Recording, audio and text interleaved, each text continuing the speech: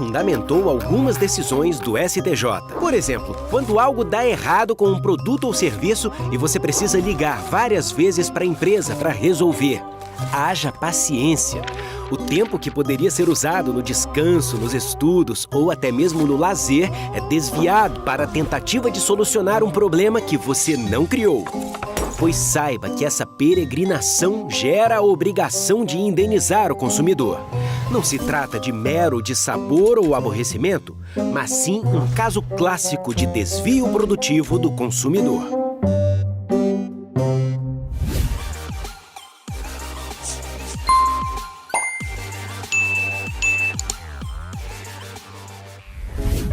Imagine a facilidade de poder peticionar eletronicamente, visualizar e gerenciar de maneira personalizada arquivos e peças processuais. E ainda consultar processos e fazer pesquisas de jurisprudência. Tudo isso na palma da sua mão. Esse novo conceito já é realidade no Tribunal da Cidadania. No STJ CPE Mobile, existem duas formas de acesso, pública e autenticada. Sem a necessidade de login, o usuário pode fazer consulta processual pelo nome das partes, nome do advogado, número da OAB, número do processo ou classe. O aplicativo também permite ao usuário visualizar dados do processo, fases, petições e decisões. É possível ainda pesquisar a jurisprudência da Corte usando os mesmos operadores disponíveis no site do STJ.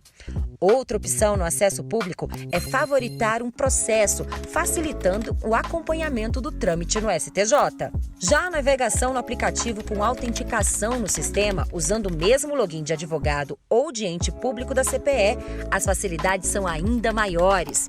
O advogado ou ente público pode enviar documento e processo, realizar o peticionamento, visualizar peças e acompanhar processos. No caso de processos em segredo de justiça, a visualização é possível quando a OAB está nos autos. Clicando no menu Meus Processos, os processos são ordenados de forma cronológica, considerando o último andamento. Da mesma maneira, no menu Minhas Petições, é possível visualizar as petições já impetradas. E no ícone Calendário, o advogado visualiza as datas das sessões de julgamento separadas por cores. Caso o usuário não tenha cadastro na central do processo eletrônico do STJ, essa geração de login e senha pode ser feita presencialmente no espaço do advogado do STJ ou através do certificado digital no site do STJ, na página do sistema da CPE. Em caso de dúvidas, basta clicar no menu Fale Conosco. O usuário será automaticamente direcionado a mandar um e-mail para o informa.processual@stj.jus.br. O STJ CPE Mobile foi desenvolvido pela equipe de servidores do STJ e é encontrado nas lojas de aplicativos Android e Apple. A ferramenta pode ser baixada gratuitamente por qualquer pessoa. Instale o STJ CPE Mobile no seu celular ou tablet e aproveite todas as funcionalidades da CPE com conforto, segurança e rapidez. Faça parte você também do Tribunal da Cidadania na era virtual. CPE Mobile, o STJ sempre com você.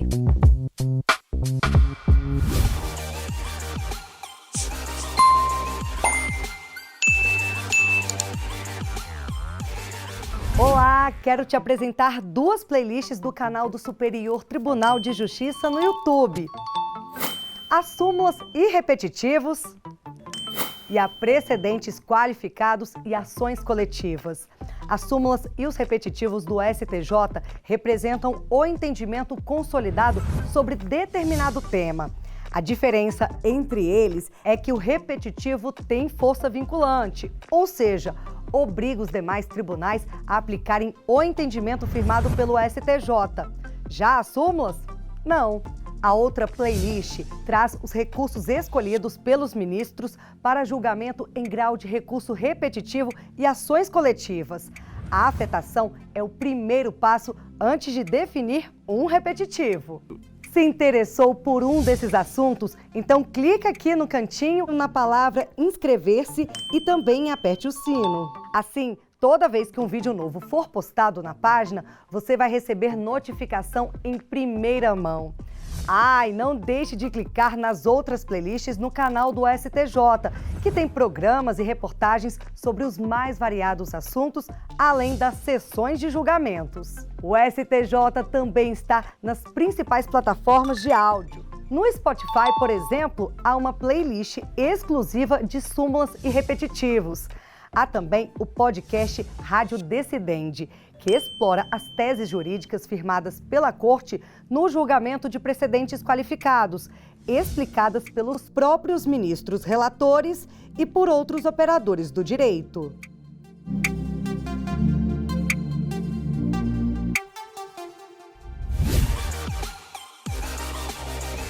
Você pode receber por e-mail o boletim informativo STJ Notícias. Ele será enviado de segunda a sexta-feira com a seleção das notícias do dia, julgamentos, jurisprudência, eventos e comunicados institucionais. A ferramenta vai destacar também vídeos, podcasts publicados nas plataformas digitais do Tribunal e o post da semana. Computador, tablet ou celular, você escolhe. Cadastre seu e-mail no endereço que aparece na tela e fique por dentro das principais notícias do Tribunal da Cidadania. Daniel, todas as decisões tomadas pelo presidente do tribunal durante o recesso forense estão publicadas no Diário de Justiça eletrônico. Oi, eu sou a Cida, da Ouvidoria do STJ, e estou respondendo a dúvida do Daniel. E aqui o canal está aberto a todo cidadão.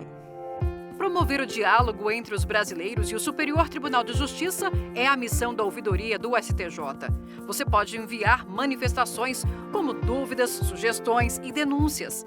Fazemos ainda o atendimento relacionado à Lei de Acesso à Informação e à Lei Geral de Proteção de Dados. Mas atenção, a Ouvidoria do STJ não presta assistência jurídica, nem trata de questões que dizem respeito a outros tribunais ou a outros órgãos públicos. Tirando isso, pode contar conosco.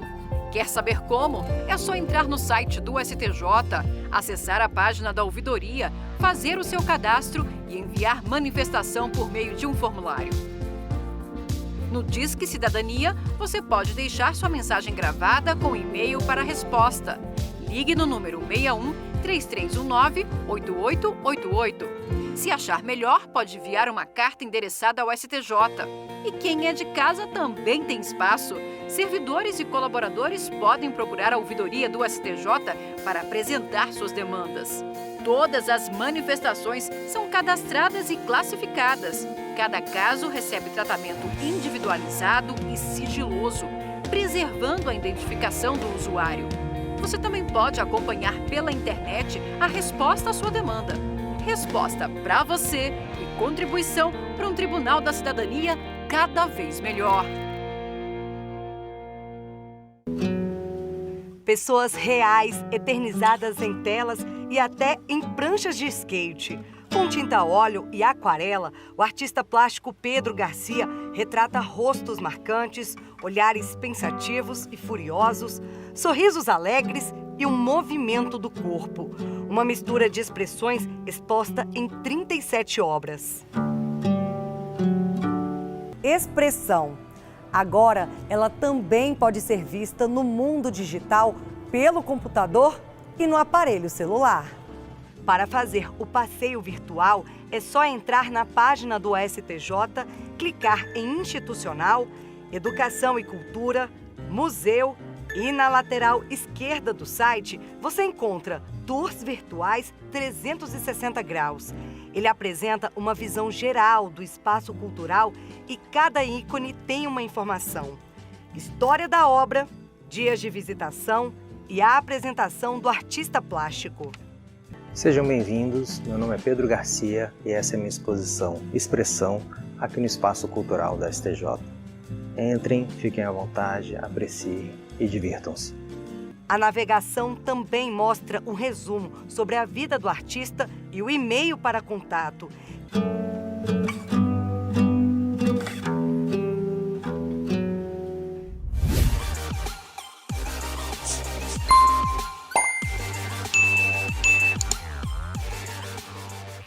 Olá, seja bem-vindo ao Balcão Virtual do STJ, mais um canal de comunicação entre você e o Tribunal da Cidadania. Aqui, os operadores do direito e as partes interessadas em processos que tramitam nesta corte recebem atendimento judicial individualizado. A interação com nossos experientes consultores é feita por meio de videochamada. A tecnologia garante a excelência do serviço prestado com a mesma qualidade do apoio oferecido no espaço do advogado do STJ. E este é só um dos nossos diferenciais. O balcão virtual pode ser acessado de qualquer lugar. Basta ter um computador, tablet ou smartphone conectado à internet. O endereço eletrônico é balcãovirtual.stj.jus.br. Atendimento STJ Virtual. Informações especializadas para garantir o seu melhor acesso à justiça. Entre e fale ao vivo com um de nossos consultores. O Consórcio BDJUR é uma rede de bibliotecas digitais jurídicas formada pela integração do acervo de diferentes instituições. A plataforma virtual foi criada para facilitar a consulta de artigos, livros e atos normativos. São milhares de documentos que podem ser acessados pela internet através do endereço consorciobdjur.stj.jus.br. A pesquisa no Consórcio BDJUR é feita através da caixa de busca localizada no centro da página inicial. Você pode direcionar a sua consulta selecionando uma das 3 opções: título, autor ou assunto. Além desses filtros, a plataforma oferece outros recursos que facilitam a navegação. Ao digitar, por exemplo, o termo recurso especial, você pode optar por pesquisar um dos diversos assuntos que incluem o termo ou simplesmente clicar em buscar. Os resultados de busca podem ser ordenados de acordo com a sua escolha, alterando o padrão de relevância para data decrescente, data crescente, autor ou título. Acesse consorciobdjur.stj.jus.br e navegue nesse universo de informações jurídicas. Boa pesquisa! Olá! Você já conhece a sala acessível do Balcão Virtual do STJ? O atendimento judicial por videoconferência do Tribunal da Cidadania está preparado para atender pessoas com deficiência de maneira individual e com total autonomia. Aqui dispomos de legendas em tempo real, intérprete de Libras, audiodescrição dos sistemas e compartilhamento de telas. A sala acessível funciona de segunda a sexta-feira, das 10 às 18 horas. E conta com o apoio de intérprete de Libras das 11 ao meio-dia e das 15 às 16 horas. Estamos esperando por você. Entre na sala acessível do Balcão Virtual do STJ e tenha uma excelente experiência. Você pode receber por e-mail o boletim informativo STJ Notícias. Ele será enviado de segunda a sexta-feira com a seleção das notícias do dia, julgamentos, jurisprudência, eventos e comunicados institucionais. A ferramenta vai destacar também vídeos, podcasts publicados nas plataformas digitais do Tribunal e o post da semana. Computador, tablet ou celular, você escolhe. Cadastre seu e-mail no endereço que aparece na tela e fique por dentro das principais notícias do Tribunal da Cidadania. A página da pesquisa de jurisprudência está de cara nova. As melhorias sugeridas pelos próprios usuários deixaram a navegação ainda mais simples e intuitiva. Também foram incluídos diversos conteúdos relacionados às principais dúvidas de busca. A ferramenta online está disponível no portal do STJ na internet. Para acessar a página da pesquisa, clique em Jurisprudência e, em seguida, selecione a opção Jurisprudência do STJ. Na tela principal, a grande novidade é que agora, além de pesquisar por termo, você pode realizar a busca pelo número do processo. Basta utilizar uma das formas e clicar na lupa. Automaticamente você irá visualizar a página de resultados. Aqui é exibida a lista dos acórdãos resgatados pelo sistema, identificados pelo número destacado em vermelho. A pesquisa avançada, ferramenta preferida dos usuários, agora também está presente na página de resultados. Para utilizá-la, é só clicar aqui. Outras novidades dessa tela são a possibilidade de voltar à página principal clicando na casinha, a facilidade em alterar configurações básicas de pesquisa por meio desse ícone, o acesso rápido à pesquisa avançada e o uso de diversos filtros para restringir ainda mais a sua pesquisa, com destaque para a filtragem por repetitivos, IACs e acórdons de afetação. Em caso de dúvidas, volte à página principal. Aqui, no canto Ajuda, estão disponíveis links para tutoriais em vídeo e dicas escritas de pesquisa. Além disso, no topo dessa tela, você sempre encontra novidades. Fique atento aos destaques. Aproveite também e avalie a sua experiência respondendo à nossa pesquisa de satisfação. Assim, você contribui para a excelência da prestação jurisdicional realizada pelo Tribunal da Cidadania. Acesse a página de jurisprudência do STJ e realize uma ótima pesquisa.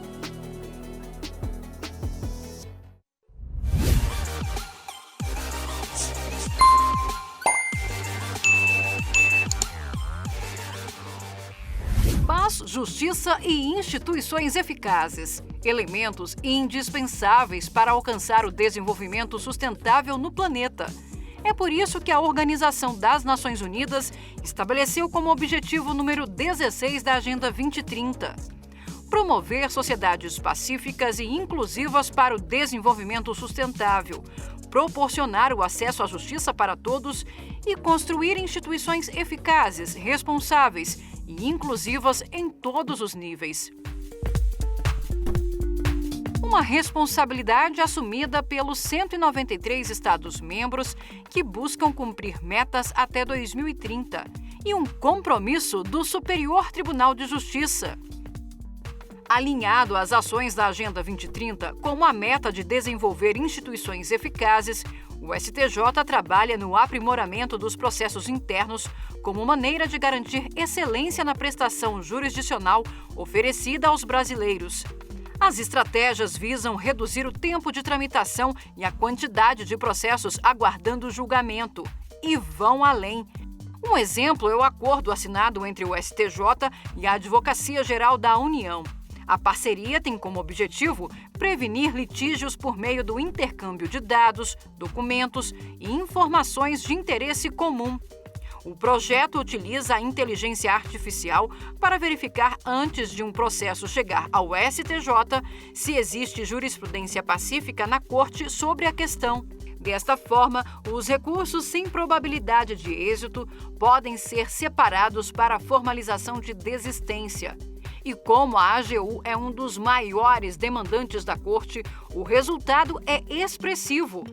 Mais de 770 mil recursos deixaram de ser enviados ao STJ pela Advocacia Geral da União desde o início do acordo em 2020. E a tecnologia tem sido mesmo uma aliada na promoção de uma justiça cada vez mais eficiente e que atende às expectativas do cidadão por agilidade e segurança jurídica. Nos últimos anos, o STJ implementou várias soluções que facilitam o dia a dia da tramitação dos processos. E os exemplos de otimização de tempo, recursos humanos e financeiros abrangem todas as unidades do tribunal.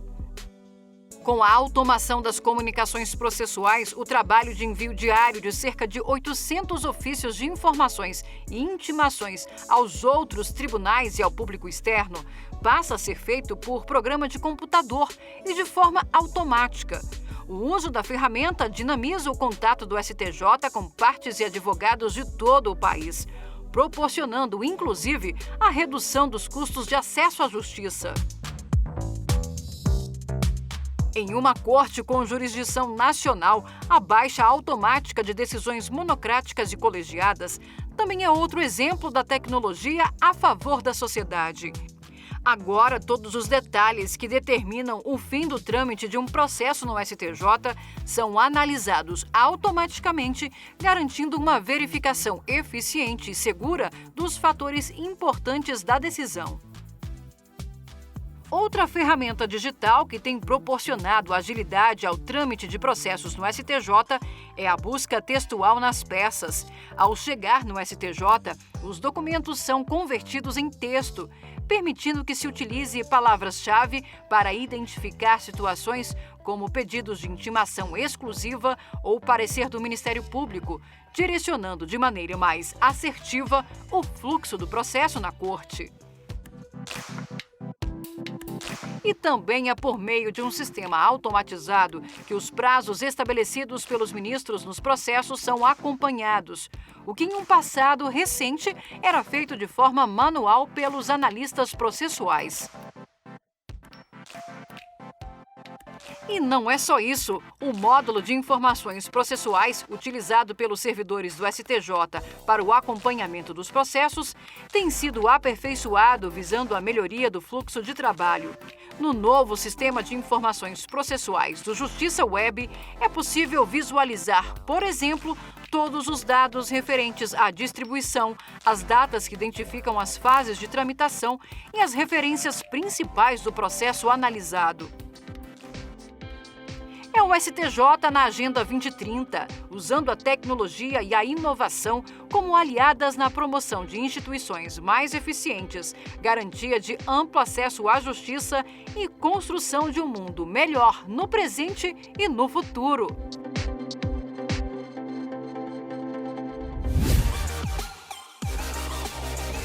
Você pode receber por e-mail o boletim informativo STJ Notícias. Ele será enviado de segunda a sexta-feira com a seleção das notícias do dia, julgamentos, jurisprudência, eventos e comunicados institucionais. A ferramenta vai destacar também vídeos, podcasts publicados nas plataformas digitais do Tribunal e o post da semana. Computador, tablet ou celular, você escolhe. Cadastre seu e-mail no endereço que aparece na tela e fique por dentro das principais notícias do Tribunal da Cidadania.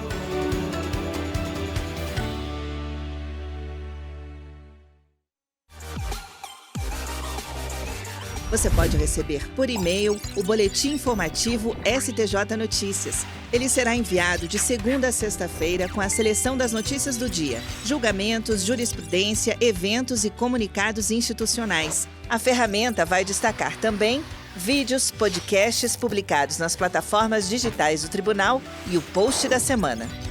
Computador, tablet ou celular, você escolhe. Cadastre seu e-mail no endereço que aparece na tela e fique por dentro das principais notícias do Tribunal da Cidadania.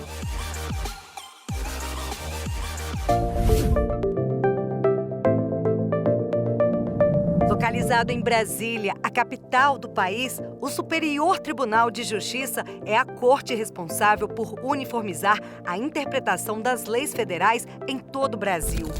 Criado pela Constituição Federal de 1988, o STJ é o guardião dos direitos dos brasileiros. Desde a sua criação, a Corte Superior já julgou quase 9 milhões de processos e essas decisões orientam os tribunais estaduais e federais em casos semelhantes, nos 4 cantos do país, afetando o dia a dia de 212 milhões de pessoas. À frente dessa importante missão estão 33 ministros, entre homens e mulheres vindos de diferentes estados e regiões. Diversa também é a distribuição das cadeiras da Corte, feita de forma democrática e com a colaboração dos 3 poderes. 1/3 das cadeiras do tribunal é preenchido por membros da Justiça dos Estados. Outra parte por representantes da Justiça Federal. A última é dividida entre o Ministério Público e os advogados indicados pela Ordem dos Advogados do Brasil. Juntos, os 33 ministros do tribunal formam o plenário, órgão liderado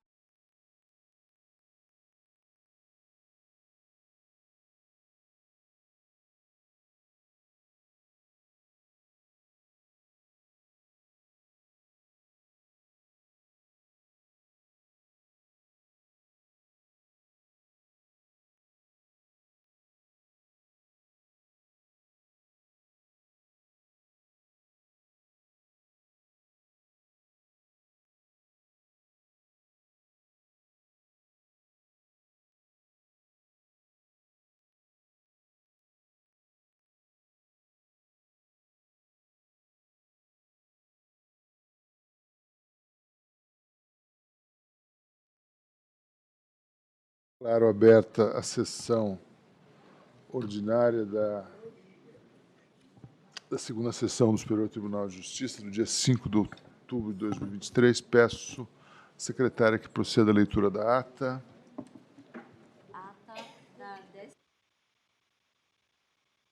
Setembro de 2023. Presidente, excelentíssimo senhor ministro Ricardo Vilas Boas Cueva. Subprocurador-Geral da República, excelentíssimo senhor Sadi da Assunção Torres Filho. Secretária Nelisa Kirchner. Às 14h14, presentes os excelentíssimos senhores ministros Nancy Andrighi, João Otávio de Noronha, Humberto Martins, Raul Araújo, Maria Isabel Galotti, Antônio Carlos Ferreira, Vilas Boas Cueva, Marco Buzzi e Marco Aurélio Belize, foi aberta a sessão. Ausente, justificadamente, o senhor ministro Moura Ribeiro. Presidiu a sessão numa parte o senhor ministro Antônio Carlos Ferreira. Lida e não impugnada, foi aprovada a ata da sessão anterior. Encerrou-se a sessão às 15h57, tendo sido julgados 5 processos, 2 foram retirados de pauta, adiado o julgamento dos demais feitos. Tá. Então, aprovada. Começo, então, por cumprimentar todos os ministros presentes, todos os advogados, todos os que nos acompanham, o digno representante do Ministério Público, os servidores. E, sem mais delongas, já começo por consultar.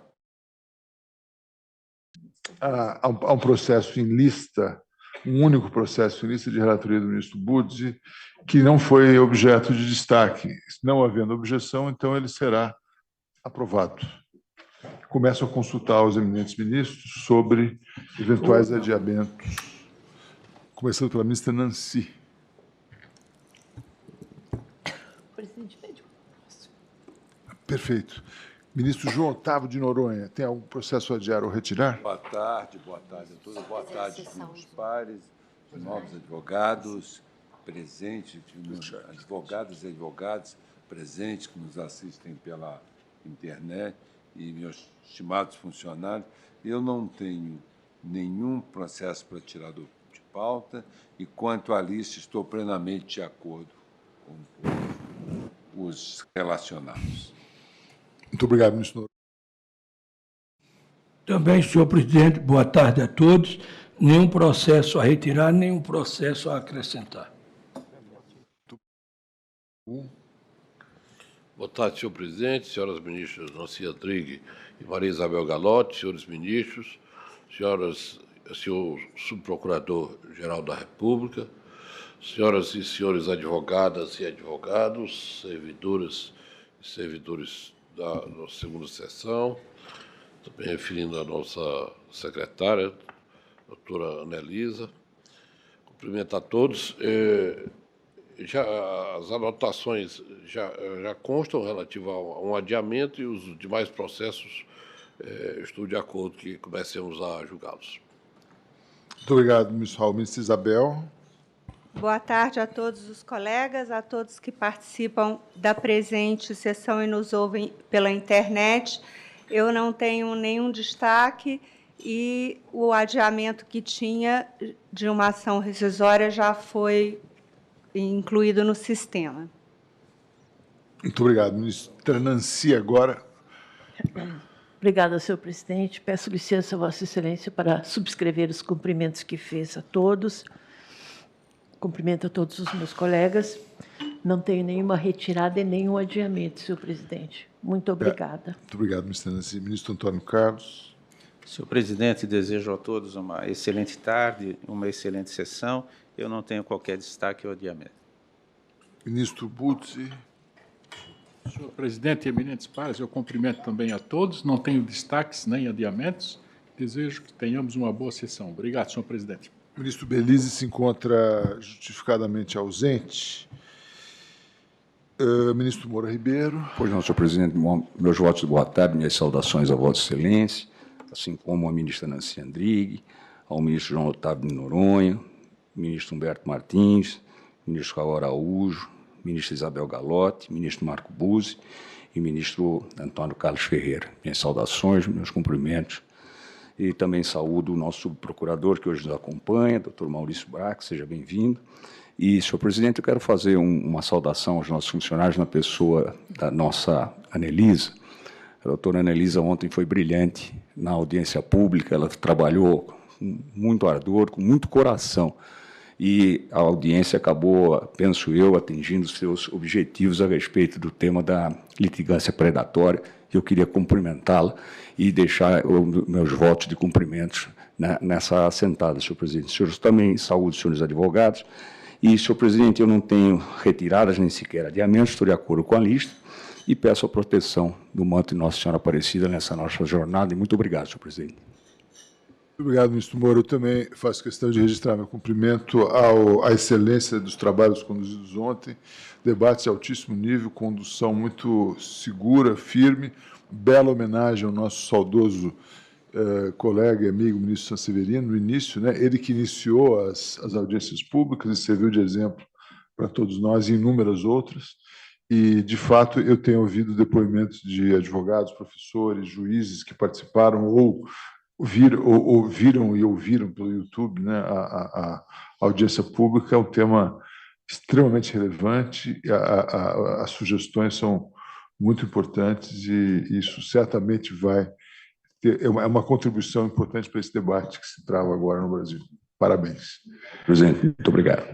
Eu tenho 3 votos vista a adiar, tendo em vista a ausência justificada do ministro Belize. O tema é um tema bastante sensível, que é do caráter do rol da ANS. Então, eu vou adiar os recursos especiais 2037-616, 2057-897 e 2038-333. E, com isso, assim que o colegiado estiver completo, acho que aí sim eu trarei os votos vista.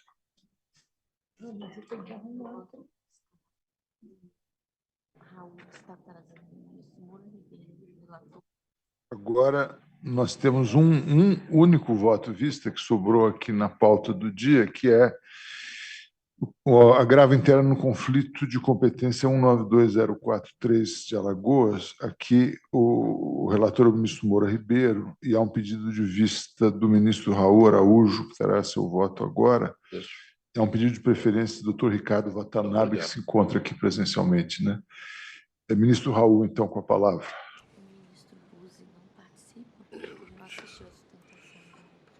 O ministro Buzzi, acho que não assistiu a sustentação oral, então, em princípio, não participa desse julgamento. Ministro Raul, com a palavra. Pois não, eu estou abrindo aqui o voto.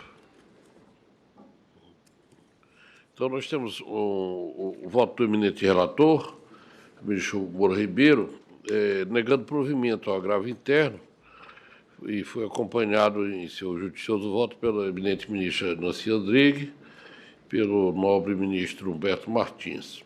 O ministro Otávio de Noronha apresentou voto divergente, provendo o agravo interno para não conhecer do conflito de competência. Então, eu digo aqui que o outro voto apresentado pelo eminente relator, assim como os precedentes que elenca, que não são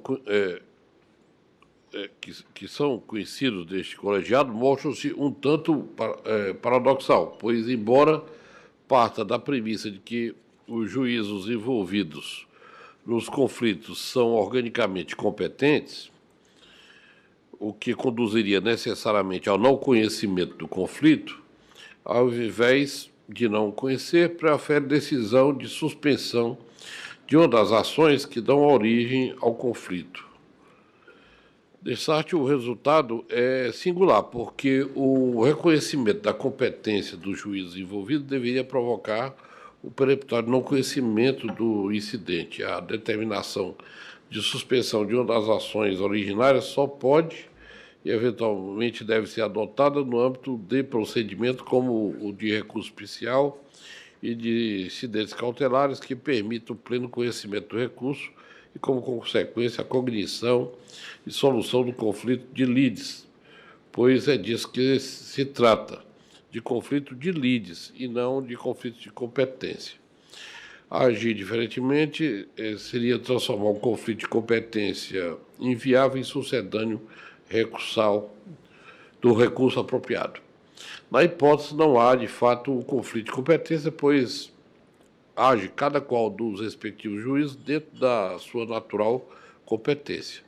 Seria cabível, em tese, a reunião dos feitos, porém, um deles já foi decidido em sentença transitada e julgado, logo, conforme previa a súmula 235, a conexão não determina a reunião dos processos se um deles já foi julgado. O caso, então, conforme também concorda o eminente relator, trata da ocorrência de prejudicialidade externa, no caso homogênea, porque os juízos possuem atribuições do mesmo ramo de direito comum privado, o que de fato recomendaria fosse suspenso um dos feitos até o deslinde do outro. Isso no caso da reunião, que não podemos fazer, né? Ou fim do prazo legal de suspensão de 1 ano. Assim, seria recomendável que o processo de execução, que desafia a coisa julgada formada no outro processo, fosse suspenso até que a liquidação da sentença transitada e julgada fosse levada a termo. É o que faz a respeitável decisão ora gravada, porém em sede imprópria de conflito de competência.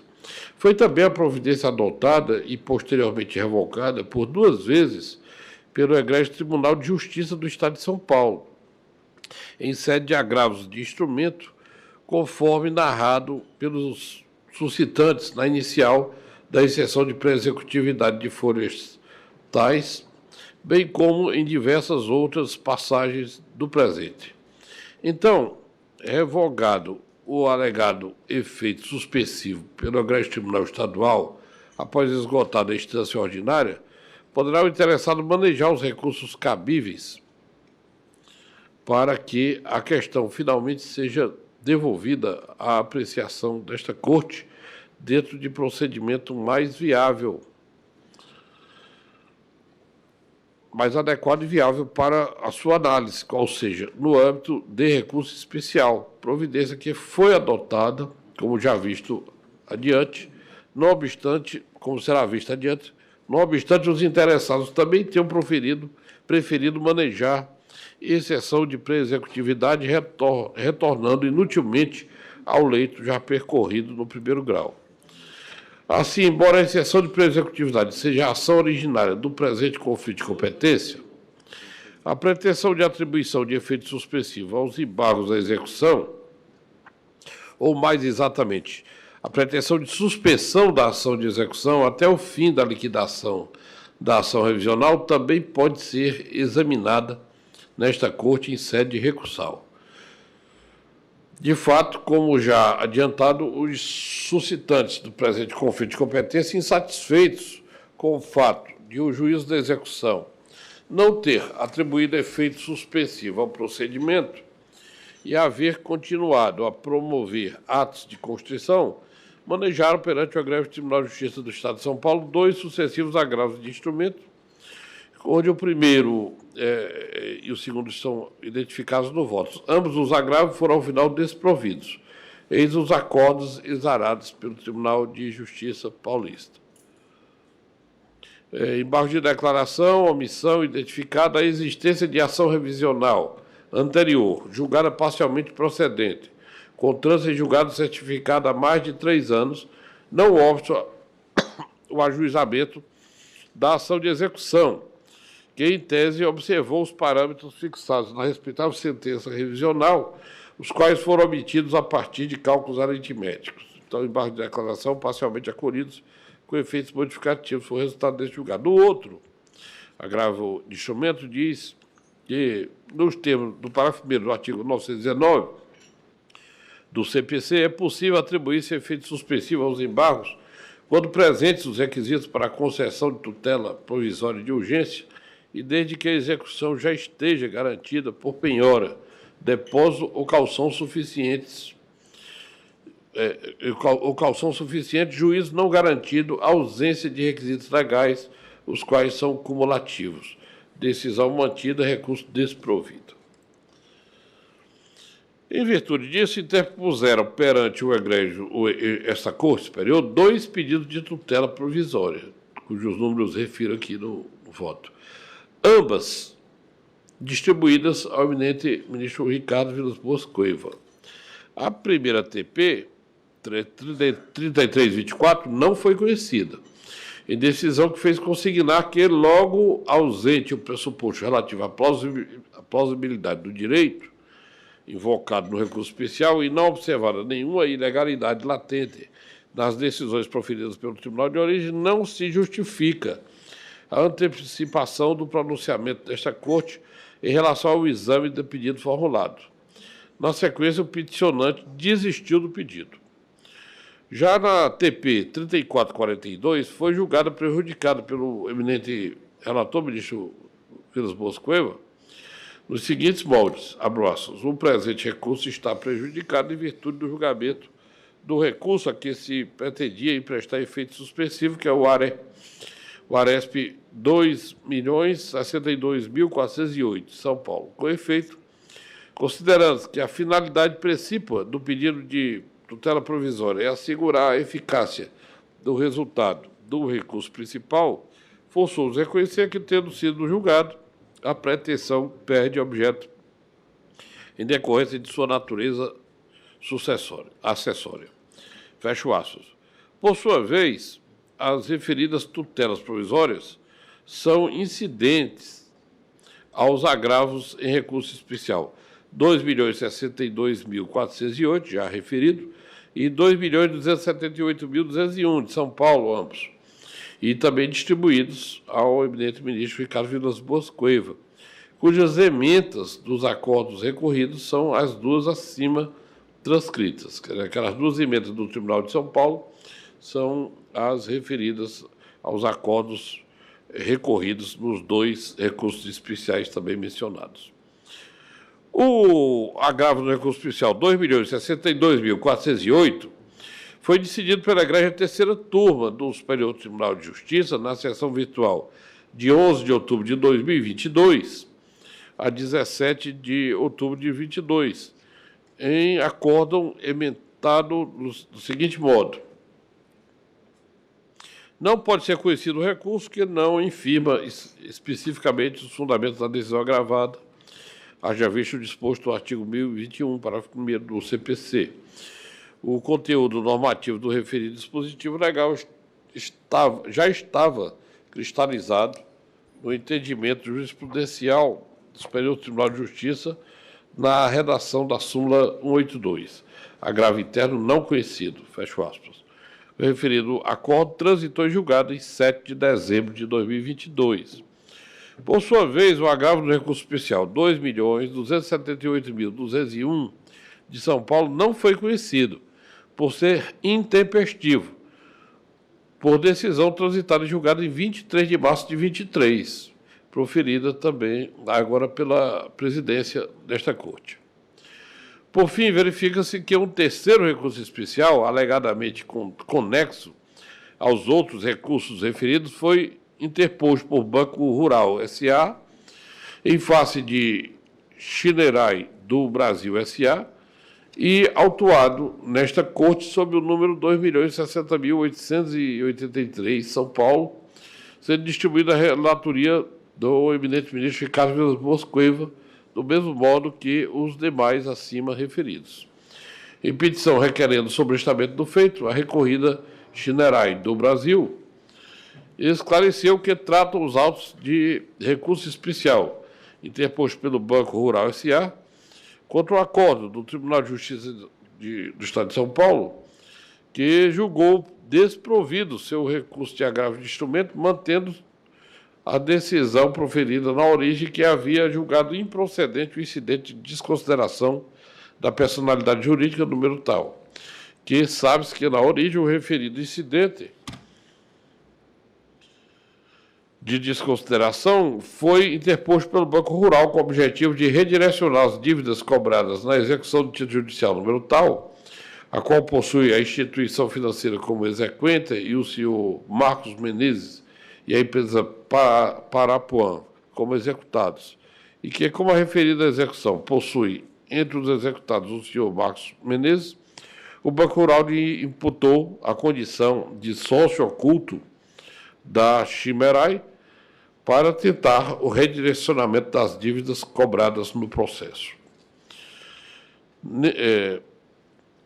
E deste, o eminente relator deste recurso, por último citado, o eminente relator determinou o sobrestamento dos referidos autos até o julgamento final do presente conflito de competência. Confira-se, abre aspas, por meio da petição tal, a recorrida Chimerai do Brasil requer o sobrestamento dos presentes autos em virtude da decisão proferida nos autos do conflito de competência 192.043 de Alagoas pelo ministro Moura Ribeiro, determinando a suspensão da execução número tal que deu origem ao incidente objeto do presente recurso especial até o julgamento definitivo da liquidação de sentença da ação revisional em curso perante o juízo de direito da 4ª Vara Civil da comarca de Maceió, Alagoas.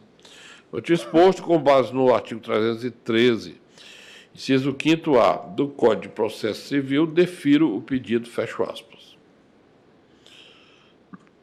Nessa linha de entendimento, o presente conflito de competência apresenta-se como sucedâneo recursal, pois agora, sozinho, já que os demais recursos fracassaram, dedica-se à tarefa de suspender a execução em evidência, pretensão já afastada por decisões transitadas em julgado e feitos que dizem diretamente com a execução que dá origem ao presente conflito. Desse modo, o presente conflito de competência não deve ser conhecido com a devida vênia, pois não está caracterizado o conflito, configurando o indevido sucedâneo recursal com as devidas vênias. Então, eu acompanho o voto do eminente ministro João Otávio Noronha, que é exatamente pelo não conhecimento do presente conflito, ante a ausência de determinações conflitantes entre os juízes. O conflito aqui existe mesmo entre as ações, né? Porque uma ação anulou o título e, noutra ação, se está executando esse título. Então, penso que não temos um conflito.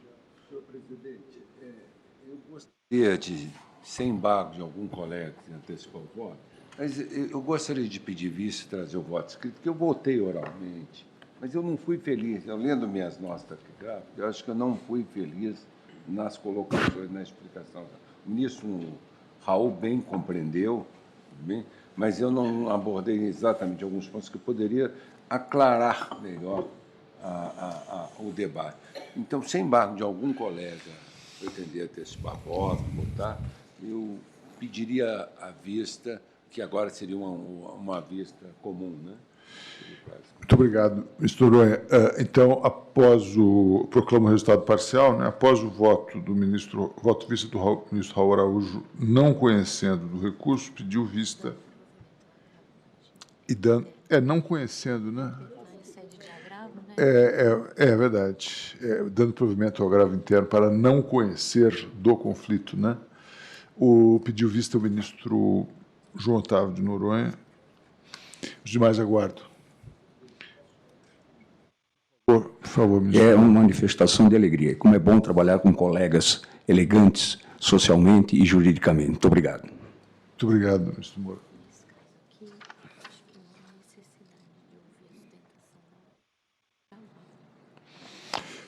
Agora, então, nós passaremos às sustentações orais, e a primeira delas é o agravo interno nos embargos de divergência 1501640 de São Paulo.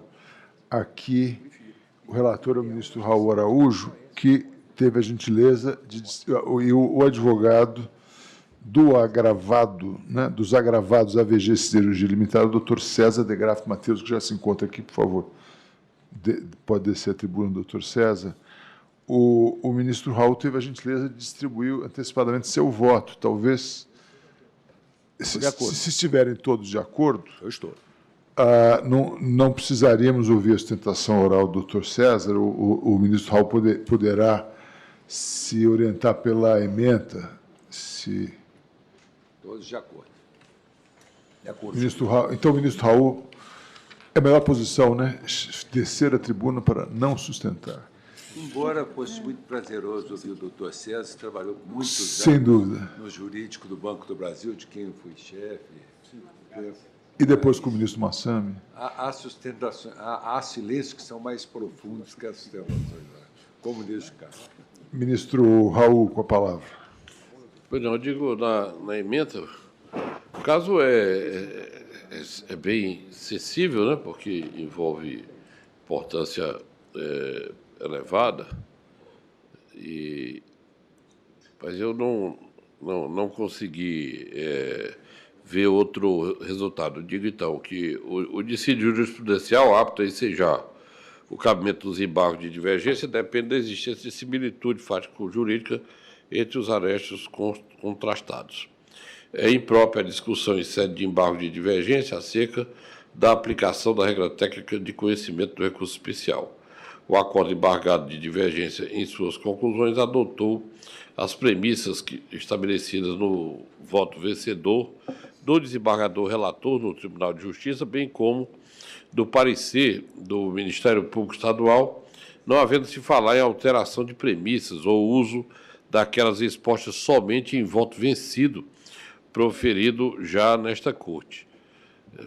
Os embargos de divergência também são inviáveis, porquanto os assinalados arestos contrastados carecem da devida similitude fático-jurídica, pois o acórdão embargado possui peculiaridades ausentes nos acordos paradigmas, que são relativas ao comportamento de má-fé e ao conluio em fraude, simulação para prejudicar credores.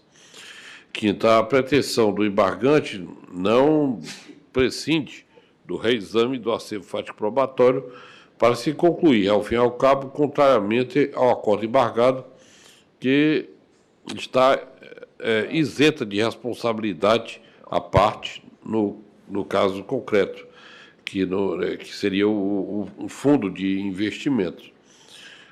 Agravo, porque ele alega que não teve o nome, esse fundo alega, não teve o nome citado no relatório do Banco Central, que embasa a compreensão adotada no acordo, contrariamente aos seus interesses. Mas sucede é que o acordo estadual refere que o nome dele está citado no aludido relatório do Banco Central. Então, eu não vi condição de ler esse relatório para verificar se realmente está ou não ali referido aquele nome. Que aí temos óbices sumulares, né? Súmula 5 e 7, talvez. Então, o agravo interno é que se nega provimento. Por unanimidade, a sessão negou o provimento ao agravo interno nos termos do voto do relator.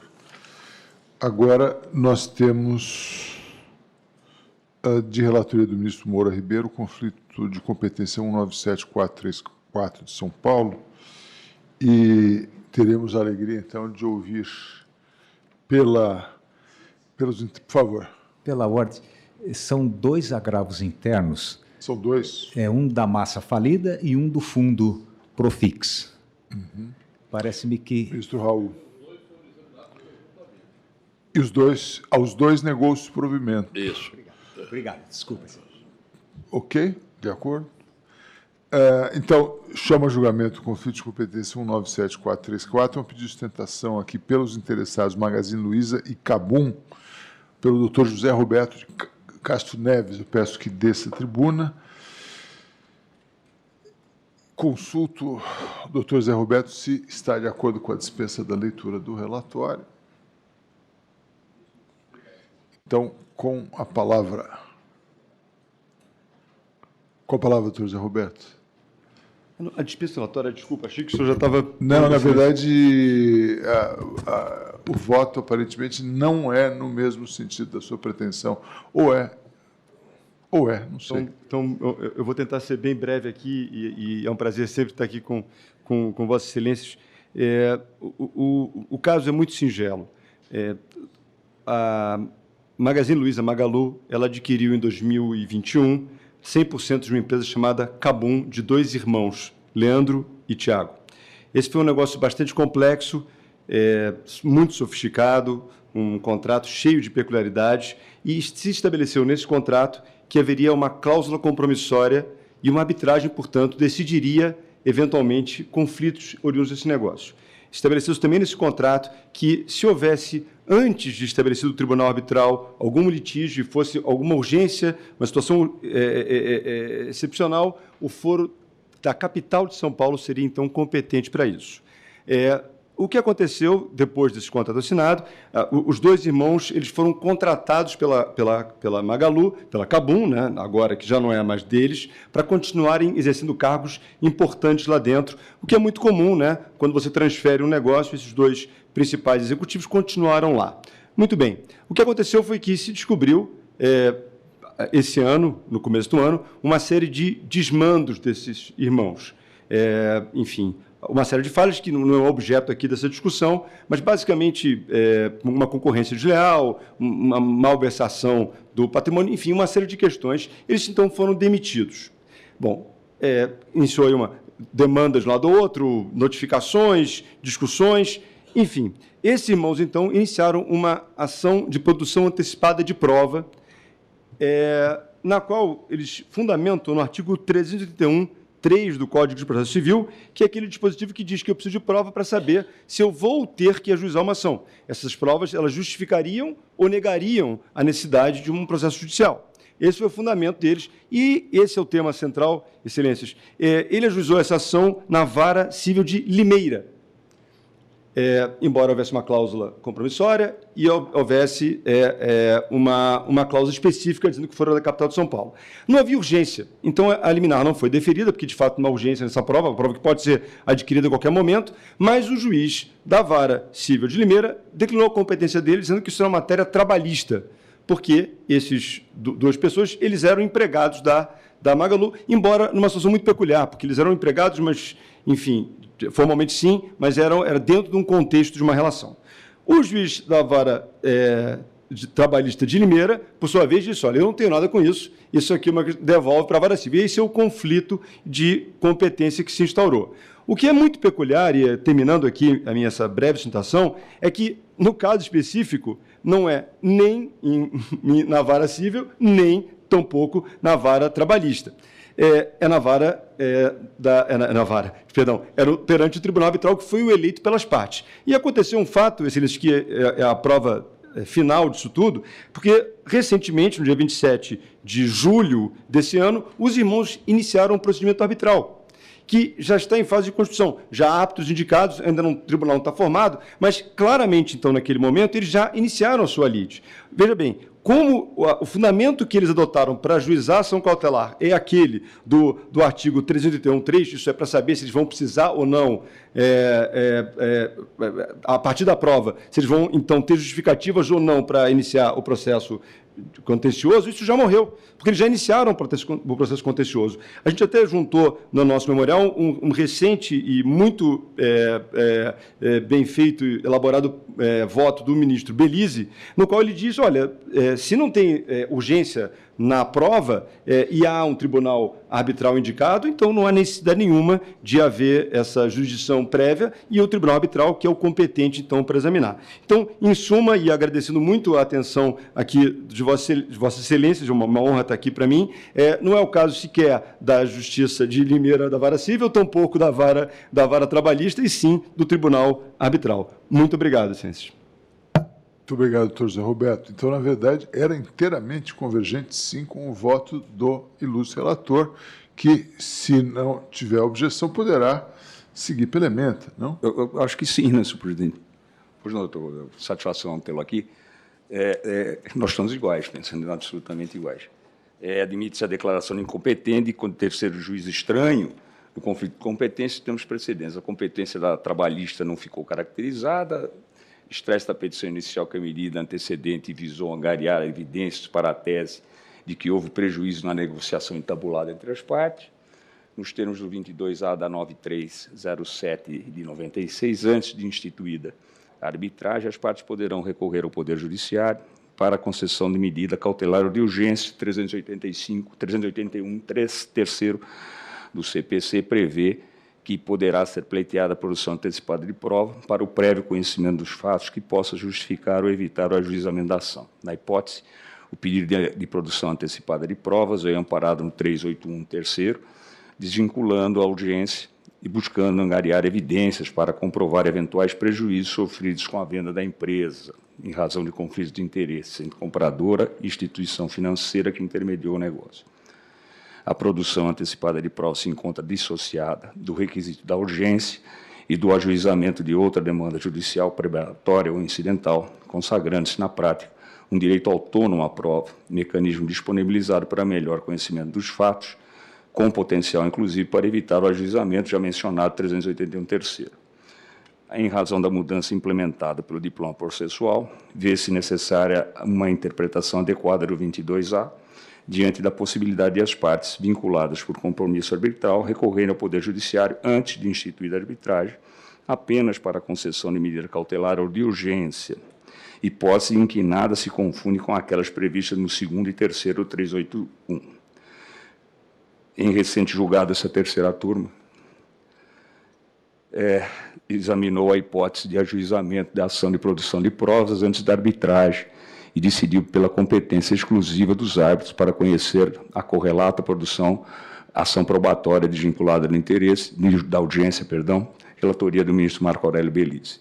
Hipótese em que, instaurada a arbitragem, quando pendente o julgamento da produção antecipada de provas, não há como prosperar na esfera judicial a medida visando a produção antecipada de provas diante do 22B da Lei de Regência que menciona. Instaurado o procedimento arbitral, não se admite o fracionamento da jurisdição, cabendo ao juiz arbitral resolver todas as questões que lhe forem apresentadas. É assim, senhor presidente, concluo dizendo que conflito conhecido para declarar a competência do Centro de Arbitragem e Mediação da Câmara de Comércio Brasil-Canadá. Muito obrigado, senhor presidente. É o voto. Posso proclamar o resultado? Então, por unanimidade, a sessão conheceu do conflito para declarar a competência do Centro de Arbitragem e Mediação da Câmara de Comércio Brasil-Canadá. Perfeitamente. Agradeço, então, a presença do ilustre advogado, agradeço também pela objetividade da sustentação e... O voto está à disposição do gabinete. O voto está à disposição do gabinete. Acho que a ementa foi suficientemente clara, mas o voto, naturalmente, contém todos os detalhes necessários a elucidar qualquer dúvida. Obrigado. Muito obrigado. Agora, por fim, o último item aí eu vou transferir a presidência ao ministro Budes e a ação rescisória 6.068 de São Paulo, que tem por relatora a ministra Isabel Galotti. Eu sou o revisor e já adianto, ministro Buzzi, que estou inteiramente de acordo com o voto da relatora pela improcedência da ação rescisória. Ministro Buzzi, então, com a presidência. O voto foi disponibilizado? Está disponibilizado, os dois votos, né? Indago à eminente ministra Galotti se podermos ir pela síntese. Sim, da minha parte, sim. É uma ação rescisória baseada num suposto erro de fato, em relação ao fato que nem foi nem considerado, nem examinado pelo acórdão rescindendo, que reconheceu a responsabilidade da cooperativa pela manutenção da inscrição no cadastro de devedor, não porque tivesse sido ela quem comandou a inscrição, mas sim porque cabe ao credor retirar o nome do devedor do cadastro negativo. Então, o fato em relação ao qual supostamente houve erro não foi considerado como fundamento da responsabilidade aqui. Por isso, eu julgo improcedente o pedido. A relatora julga improcedente o pedido. O revisor já nos adiantou que acompanha integralmente a revisora. Eu indago ao ministro Moura, seguindo a ordem. O ministro Belize não está presente. O voto do eminente ministro Moura. Perdão, eu estou de acordo, senhor presidente. Muito bem. A eminente ministra Nancy Andrighi, por favor. De acordo, senhor presidente. Também acompanha? De acordo. Ótimo. Obrigado. Ministro João Otávio Noronha. Bem de acordo. Ministro Raul Araújo. De acordo. Ministro Humberto Martins. Acompanha a relatora e a revisora para julgar improcedente a ação rescisória. Então, por unanimidade de votos, a ação rescisória. Ministro Antônio Carlos era o presidente, não votou, agora vota. Mil perdões, ministro Antônio. De acordo. De acordo. Então, agora sim, por unanimidade, a ação rescisória foi julgada improcedente. Isso, obrigado, Felipe. Isso está aqui só Eu, presidência, fico muito honrado ao ministro Coelho. Muito obrigado, ministro Búzios. Então, agradecendo mais uma vez a participação de todos, eu, não havendo mais nada a discutir, né, declaro encerrada a sessão da segunda sessão.